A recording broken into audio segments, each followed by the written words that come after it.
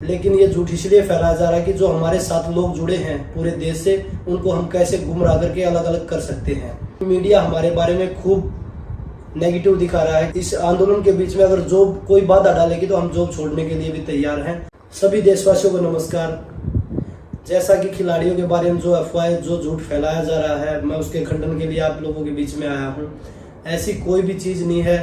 ना तो खिलाड़ियों में कोई दरार आई है और ना किसी खिलाड़ी ने कोई केस वापस लिया है।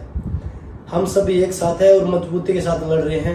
लेकिन ये झूठ इसलिए फैलाया जा रहा है कि जो हमारे साथ लोग जुड़े हैं पूरे देश से, उनको हम कैसे गुमराह करके अलग अलग कर सकते हैं।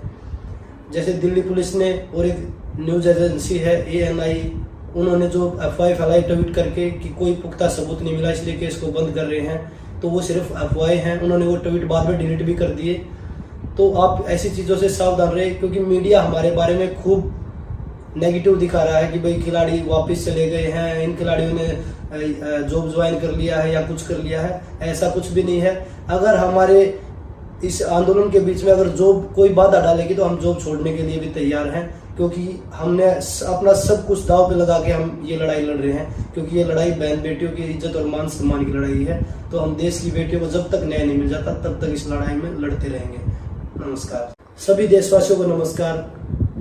जैसा कि खिलाड़ियों के बारे में जो अफवाह, जो झूठ फैलाया जा रहा है, मैं उसके खंडन के लिए आप लोगों के बीच में आया हूँ। ऐसी कोई भी चीज नहीं है। ना तो खिलाड़ियों में कोई दरार आई है और ना किसी खिलाड़ी ने कोई केस वापस लिया है।